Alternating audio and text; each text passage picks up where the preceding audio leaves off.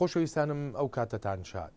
وڵاتە یەکگرتوەکانی ئەمریکا، رووسیا، نەتەوە یەکگرتوەکانیش ئەو کۆنفرانسی کە بڕیار بوو لەم مانگەدا لە ژنێڤ بکرێت دوایان خست بۆ مانگێکی تر، بەڵام هێشتا وادەکەش دیاریکراو نییە.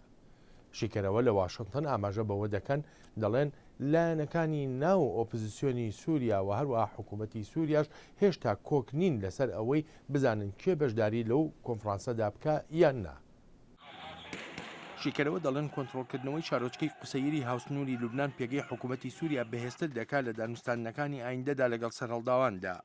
دەیڤید شانکەر لە نێوەندی واشنگتن بۆ ڕێبازی ڕۆژهەڵاتی نزیک دەڵێ ڕژێمەکەی بەشار ئەسەد هیچ پلانێکی خۆ بەدەستەوەدانی نییە و پشتیوانی ڕووسیاشی هەیە. پێم وایە بیرۆکەکە لە بەهێزکردنی ڕەهەندیمانەوەی ئەسەددایە و بۆ ئەوەش مۆسکۆ پێویستی بە ئێرانە. ئێران و حەزبوڵا ڕۆڵی سەرەکیان هەیە.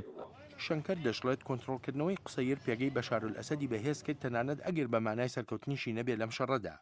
تۆنی بەدران شیکەرەوە لە نێوەندی داکۆچی لە دیموکراسی دەڵێ ئێران یارمەتی دیمەشق دەدات تا لە ناوچە استراتیژیەکانی سووریادا خۆی قایم بکات. ئێران ئاشکرایانە ئاماژەی پێکردووە ڕوخانی ئەسەد هێڵی سوورە و هیچ دەرفەتێکیش لەدەست نادات بۆ ڕێگەگرتن لەو هەوڵە. هەر بۆیە بۆ پاراستنی بەرژەوەندیەکانی خۆی کار بۆ مانەوەی ئەم ڕژێمەی سووریا دەکات. لە دانیشتنێکی کۆنگرێسدا بەدران بە کۆمیتەی کاروباری دەرەوەی ئەنجومەنی نوێنەرانی ئەمریکای گوت دەبێت ئەمریکا ڕێ لە پشتیوانیەکانی ئێران بگرێ بۆ سووریا لە ڕێی لێدانی فڕۆکەخانەکانی سووریاوە و دەشبێ هاوپەیمانەکانی وەک تورکیا و ئوردون زیاتر لە ڕووی هێزەوە ڕۆڵیان هەبێ بۆ لاوازکردنی ڕژێمەکەی سووریا. جۆن ئالترمان بەڕێوەبەری بەشی ڕۆژهەڵاتی ناوەڕاست لە نێوەندی لێکۆڵینەوەی استراتیژی و نێونەتەوەیی دەڵێ مەرج نییە ڕوخانی ڕژێمەکەی ئەسەد چارەسەر بێ بۆ کێشەکانی سووریا. لەگەڵ بێزراوی ڕژێمەکەی ئەسەد پرسیارێکی بچووکەیە سەبارەت بەوەی کارکتەری بێزراوتر دزە دەکەنە سووریاوە.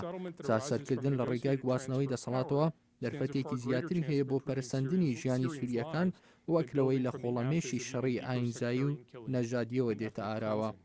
ئالترمان پێشنیازی دانانی شوێنێکی تایبەت دەکات بۆ ئەو سووریایانەی لە شەردا دەگیرێن و هەروەش دابینکردنی چەک بۆ خەڵکی سیڤیل وەک لەوەی چەک بدرێ لە پێناو هاوسەنگی هێز لە شەردا. ئالترمان داوای هەوڵی بابەتیانەتری دیپلۆماسی دەکات بۆ چارەسەرکردنیکی دانوستاندن لەسەرکراوی دۆسەی سووریا وەک دەڵێ باشترینە لە نێو ژمارەیە بژارەی خراپدا.